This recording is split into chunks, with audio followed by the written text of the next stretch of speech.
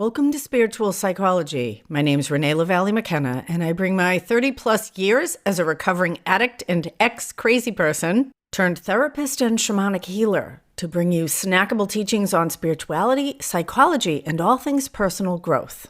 And today I want to talk about creation, sustenance, and destruction, or what it means to create, sustain, and destroy. And these three principles we all have personal experience with. We're all born, and we live, and we will die. And that's our kind of human meta experience of what the Hindus call the trimurti, the three forms. But we all experience them on a minutia level as well. Every day the sun rises or is created. It passes across the sky, giving us daylight, and then it sets, and the light is destroyed by night. Almost every action or experience we engage in could be seen from this perspective. A meal begins, it nourishes us, and then it ends. Now, we might not think about taking a shower, cleaning the house, going to work, or reading a book as acts of creation, sustenance, and destruction, but it's something interesting to experiment with. I have 2 teenagers right now, and soon we will come to the end of their time as dependent children. And there have been many cycles already in their life. Infancy, toddlerhood, early or middle childhood were each pretty clear stages.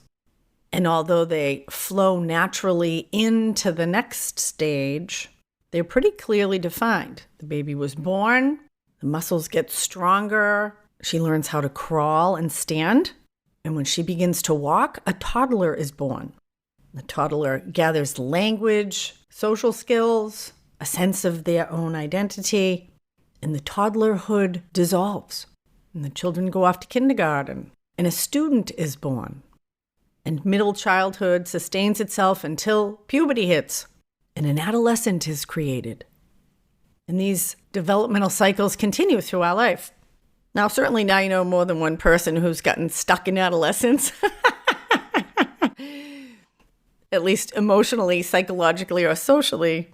And that's instructive too, because to fully subject ourselves to these 3 forms of birth, sustenance, and death, they will change us. And they're supposed to. It's one of the agents of evolution. And our culture has a very poor and immature relationship with death because we think of it as an ending. But if we pay any attention at all to the trimurti of creation, sustenance, and destruction, it is an endless, ever-flowing, evolving cycle. That death is necessary for rebirth, and the next stage of creation stands upon the destruction of what came before.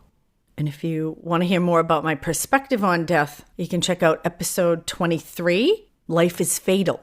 And I have come to develop the opinion that pretty much all human suffering could be understood as resistance to this cycle of the 3 forms. And knowing where our energy is being called at any given time, where we are in the birth, life, death cycle, and being able to align ourselves with it, can be really helpful and affirming. And growing in the wisdom and maturity to be able to live deeply with the impermanence of all things is a continuing practice. I know it is for me. Buddha said that the source of suffering was attachment and aversion. And both attachment, holding on to things, digging my claws into things, wanting them to be permanent, or avoiding the discomfort of whatever the next stage of the cycle is that I'm being called into, are certainly issues that we all have. I got divorced a few years ago, dissolved a 20-year relationship. And although many might see that as a failure, because we have some cultural belief that equates success with longevity, that I don't agree with anymore, that marriage was tremendously successful for me. And we have had a surprisingly peaceful and happy divorce. And each stage of that relationship called both of us to grow. When the relationship was born or created, we were each in our 30s and had some work to do to move out of the selfishness of living as single people for most of our life. Decided to create a family. And the upkeep of that family life took a lot of work. Fears to be faced, new skills to be gathered, struggles to be had that made us stronger. And then the marriage began to die or dissolve. And we did a lot of work to maintain and sustain it until it was clear to both of us that it needed to die in the form that it was. And accepting that has allowed us each to move on, and a new relationship is now created between us of co-parenting. A friend of mine's parents just had their 64th wedding anniversary, and everyone congratulated them. They had a big party. Hundreds of people came. Tremendous success, right? She came to me the day after and she said, they fucking hate each other. They fought before the party. They didn't sit together during it, except for pictures. And they went home not speaking to each other. Now, I'm not saying everybody should run out and get divorced. And I certainly understand the value of commitment and marriage, particularly for children, and perhaps in old age as well. Have to see how I feel when I'm 86.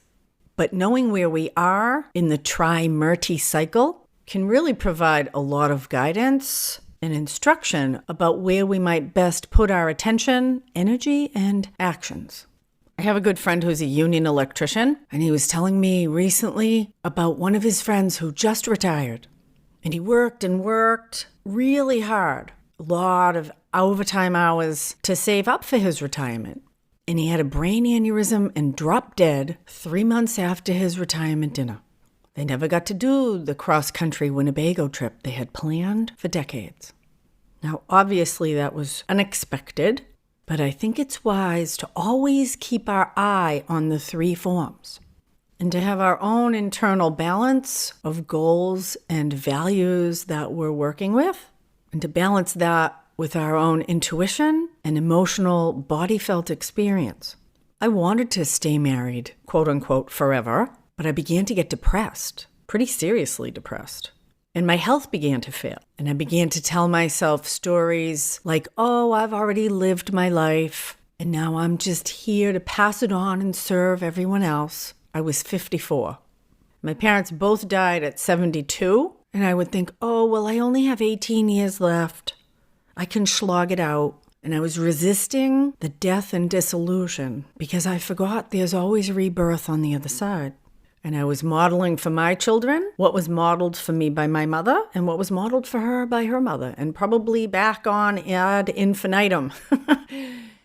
That joy, happiness, and fulfillment are secondary to doing the right thing, whatever we believe the right thing is. And that's often an externally imposed idea.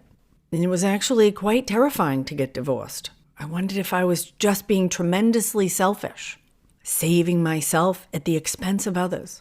But I saw my ex-husband this week. He looks fabulous and he is happy. And he wasn't happy the last 5 years we were together. And my children are good. Of course, no one gets out of childhood unscathed, so they'll probably end up in therapy for having me as a mother one way or another. But that's their own path too. And there has been tremendous, completely unexpected rebirth for me on the other side. I'm starting a whole new career. I'm lifting heavy at the gym. I love it. My health is awesome. My creativity is through the roof, and I expect the next 20 to 30 years to be the most productive of my life. And I'm aiming for 92 or 102 because I don't think I'm going to die at 72 like both my parents. But even if I do, I'm going down in flames. And part of the reason we might be afraid of the ending of things is because on an unconscious level, we're afraid of the new birth. Because birth and creation bring us to something new, which requires us to grow and to be different. And that's challenging. But it's also tremendously rewarding, and resisting it is excruciating. We can trust this natural flow, the world without end cycle. And in Hinduism, these 3 forms are represented by the gods Brahma, Vishnu, and Shiva. Brahma, the creator, Vishnu, the sustainer, and Shiva, the destroyer. And there are different sects of Hinduism that worship each one of them separately. Some believe Brahma and the creation is the most powerful. Others, Vishnu, the sustainer, and the Shaivas, the followers of Shiva, believe that he is the supreme being. And one of the things I love about Hinduism is that each of these gods has a wife. Brahma is married to Saraswati, Vishnu to Lakshmi, and Shiva to Parvati. And each of these aspects of the divine feminine holds a particular iteration of Shakti, the divine feminine energy that also permeates all things. I find it very helpful to look deeply at what I'm good at and where I'm challenged, and encourage the same in my clients, students, and mentees. Are you afraid of the unknown and the call to grow that comes with the birth or creation of new things? Are you averse to commitment? Do you compulsively seek novelty and have trouble sticking with or staying with things? Do you cling to things beyond their time and fear death, resist natural endings, forgetting that new birth always lives on the other side? So I encourage you to consider your personal relationship with the three forms, the trimurti of birth, sustenance, and death, and where you're at in that cycle in different areas of your life. Physically, mentally, emotionally, socially, sexually, professionally, materially, and creatively. It's a big list. Do with it what you will. I just got a notice from the California Board of Psi-Kology telling me I can't use that term, even though I spell it in my own funky way, because I'm not a licensed psychologist. I have certainly never intended to deceive anyone, and I clearly call myself a therapist and shamanic healer, but there's a big fat fine attached to that letter. So I got to go to a hearing and talk to them about it, but I may need to change the name of the podcast. I'll keep you posted. See where I'm at in my own trimurti cycle. And I continue the process of trying to accurately describe this work. If you have any creative name ideas, shoot me an email. I'd love to hear them. info@reneemckenna.com. Feel free to reach out if you'd like to find out how spiritual psychology might benefit you in your life or learn more about my mentorship program.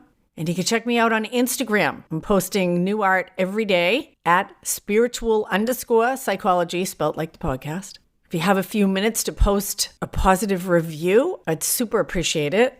And click the link in the show notes if you'd like to get a free download of Chapter 1 of my book, Allies and Demons, Working with Spirit for Power and Healing. And the accompanying workbook is available on Amazon.